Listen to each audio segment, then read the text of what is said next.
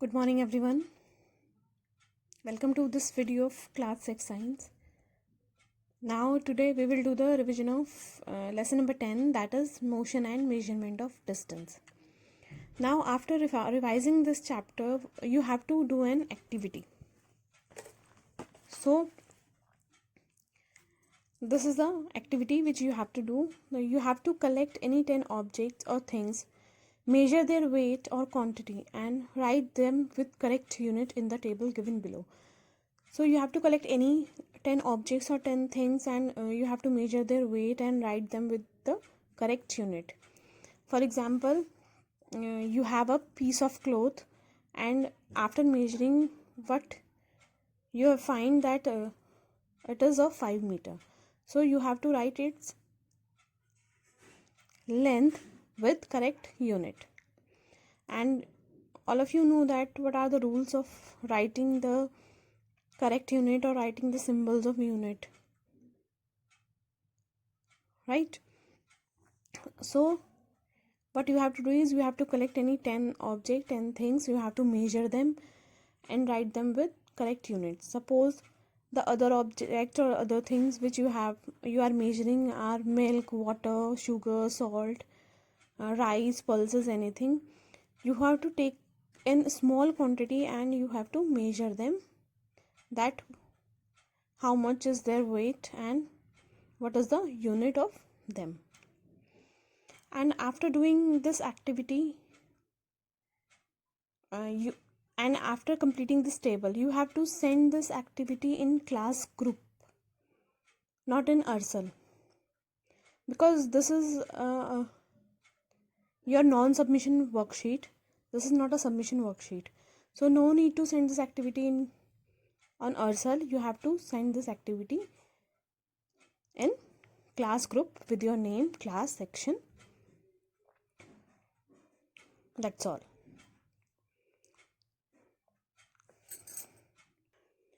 I hope you all know about the rules of writing the symbols of the unit, as you have already studied it. And all of you know that which unit you have to use with which thing or which object, right?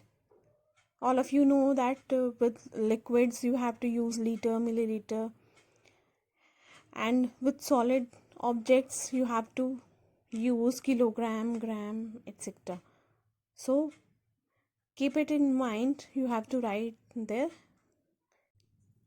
quantity. Fine. So as you all know that very long ago people did not have any means of transport for to move from one place to another, so they used to move only on foot and carry goods on their back. Later on they began to use animals for transportation, and for transportation through water routes boats were used from ancient times, and these boats were simply made of logs of wood in which a hollow cavity could be made. Later people learned to put together different pieces of wood and give shapes to the boat, and these shapes of boat known as the streamlined shape. Later the invention of wheel made a great change in the modes of transport. The design of the wheel was improved thousands of years. Over thousands of years, animals were used to pull carts that moved on wheels. And after the invention of the wheel, there was a great change in the mode of transport. After the wheel was designed, animals were used to pull carts that moved on wheels. And until the beginning of the 19th century, people still depended on animals, boats and ships for transport from one place to another. The invention of steam engine led to the development of means of transport. After the invention of steam engine, rail or trains were also made, and these roads were made from steam engine driven carriages and wagons. Later came automobiles such as motor cars, trucks, and buses. Motorized boats and ships were also used as means of transport. So,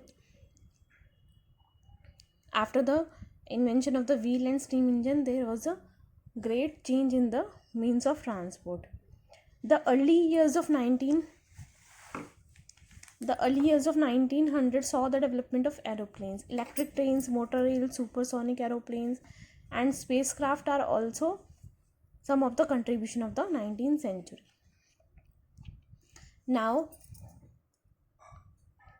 through these means of transport, people used to travel long distance, but there was a need to measure distance, because without measuring distance, people were unable to calculate other things like speed, time taken, etc. And what was that distance? The amount of space between two places or things. The distance was the amount. Distance is the amount of space between two places or two things. So suppose one object is here and A, and one is here B. So this space is known as the distance between the two things. And to measure this distance, they need parameters. So there was a need to measure distance because it is needed to calculate other things like speed, time taken in journey, and etc. It helps us to make a decision based on the outcome of distance. In ancient times, people use the length of their foot, their hand span, arm length, width of a finger as a unit of measurement. But this create a lot of confusion, because the hand span, the length of foot, arm length varies from person to person. Because if we calculate through the arm length of a baby or a child, so, and if we calculate the distance through the arm length or the footsteps of a adult man, so they both differ, because the arm length or the length of the foot varies from person to person. So that is why a need to measure distance develops. And what was that measurement? Measurement was the comparison of an unknown quantity. ऐसी quantity जिसको हम नहीं जानते हैं, उसका comparison with a known fixed quantity of the same some kind. उसका कंपैरिजन एक ऐसी नोन फिक्स्ड क्वांटिटी के साथ, सेम काइंड की फिक्स्ड क्वांटिटी के साथ. फॉर एग्जांपल, इसको हमने कहा मेजरमेंट. फॉर एग्जांपल,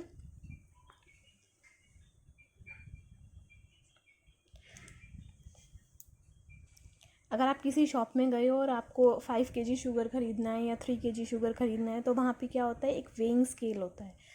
तो और जो आपका शॉपकीपर होगा वो क्या करेगा, एक साइड फिक्स्ड क्वांटिटी के को रखेगा, फिक्स्ड क्वांटिटी पैरामीटर्स को रखेगा, और दूसरी साइड अननोन क्वांटिटी को रखेगा. तो उन दोनों को क्या कराया जाएगा, उनको कंपैरिजन करेंगे और आपको एक फिक्स्ड क्वांटिटी मिल जाएगी. लेकिन उस अननोन क्वांटिटी को मेजर करने के लिए एक फिक्स्ड क्वांटिटी होनी चाहिए, and that is known as the measurement. The non fixed quantity is called unit, और नॉन फिक्स्ड क्वांटिटी क्या होगी, that is called a unit. Every measurement consist of 2 parts. हर मेजरमेंट के 2 पार्ट्स होंगे. First part of any measurement is a number. First part is called number, like 5 kg of sugar, the first part is a number, and the second part of measurement is the name of the unit, like kg, liter, milligram, gram, that is known as a unit. So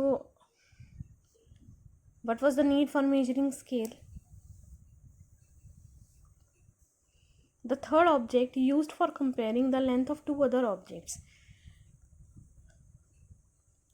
The third object which is used to compare the length of two other objects is called as scale.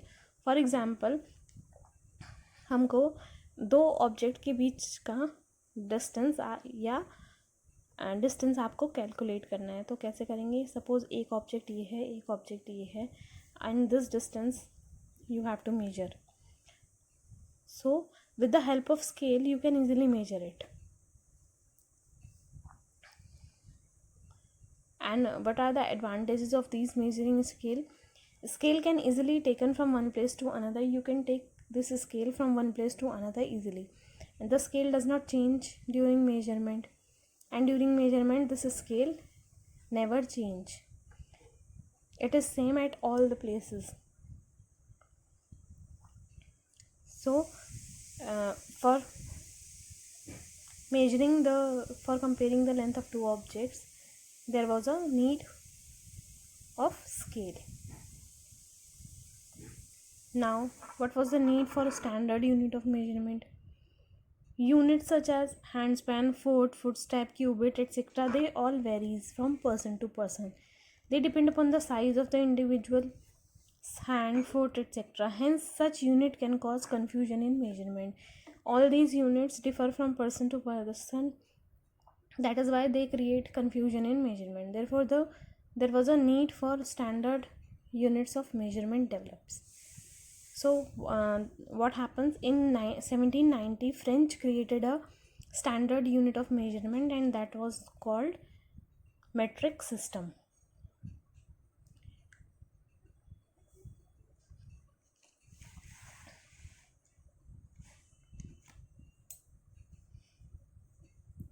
What was the standard unit? A unit which is acceptable to a majority of people as a basic unit of measurement is called a standard unit. A unit which is acceptable to a majority of people means which is acceptable, internationally acceptable, which is acceptable in all the countries, that is known as a standard unit or international system of unit. Or you can also define it as it is a unit to measure any quantity completely and uniformly. So there were some international system of units or the standard unit which are also known as SI units. So the standard unit to measure length is meter, the standard unit to measure mass is kilogram, and the standard unit for to measure time is second. There were some other units also to measure length, that is centimeter, millimeter, but the standard unit is decimeter, decameter, but the standard unit is meter. And the standard unit to measure mass is kilogram. There were some other units also like gram, milligram, but the standard unit is kilogram. And the standard unit to measure time is second. And there were some other units also like minutes, hours, but the standard unit is second. So these are known as the SI units or standard units.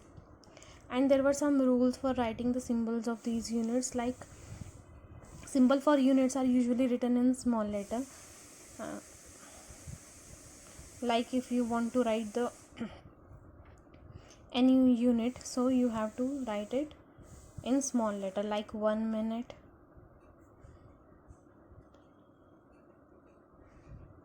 2 second,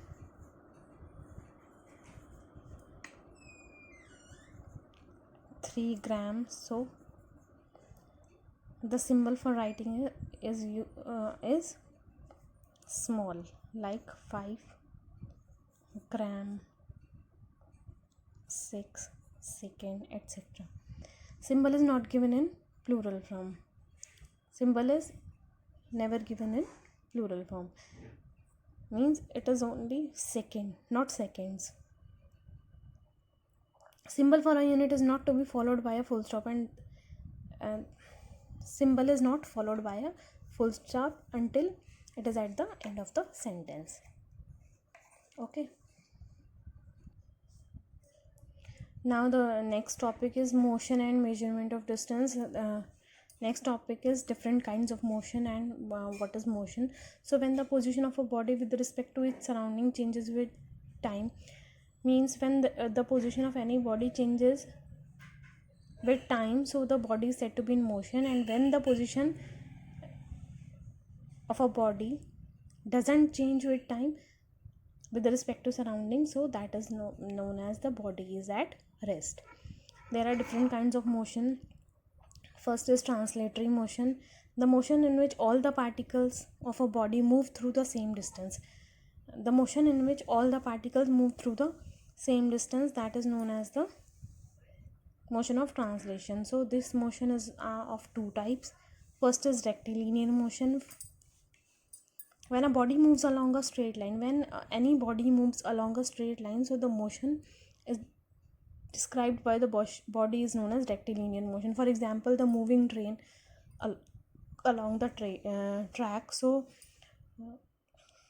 in moving train, all the coaches move in a straight line, so that is known as a rectilinear motion. A car move on a straight road. On a straight road, a car always move in a straight line, so that is also known as a rectilinear motion. Next is curvilinear motion, when a body moves along a curved line, so the motion is described by the body is known as curvilinear motion. For example, the motion of a snake. A snake always moves in a curved line, so this is known as the motion of a snake is known as a curvilinear motion. A car move along a curved line, curved road. When a car move along a curved road, that motion is also known as a curvilinear motion. Next is circular motion or rotatory motion, a motion in which a body moves about a fixed axis. A motion in which a body has a fixed axis and it moves without changing its position, that is known as a rotatory or circular motion. For example, spinning wheel, the earth revolving around the sun, these all are circular or rotatory motion. And next is oscillatory motion. Some object move as a whole to and fro, back and forth along the same path without any change in shape. So the motion of such object is known as a oscillatory motion.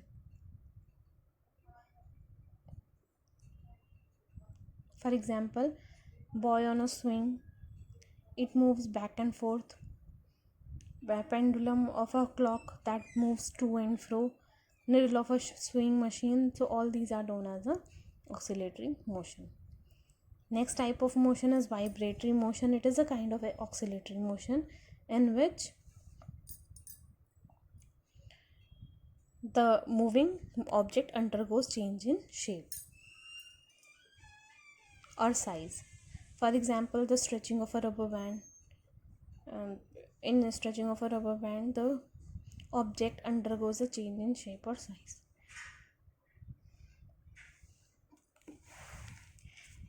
Next motion is periodic motion, the motion which repeat at a regular interval of time, that is known as a periodic motion. For example, heartbeat of a healthy person, pendulum of a clock. And the motion in which the object does not repeat motion at regular interval of time, that is known as a non-periodic motion.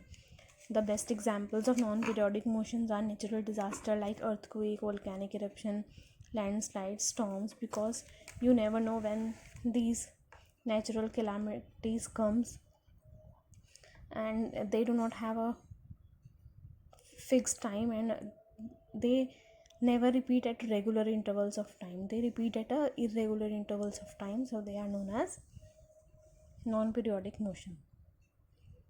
So I hope you have understood this topic very well. Thank you and see you in the next video.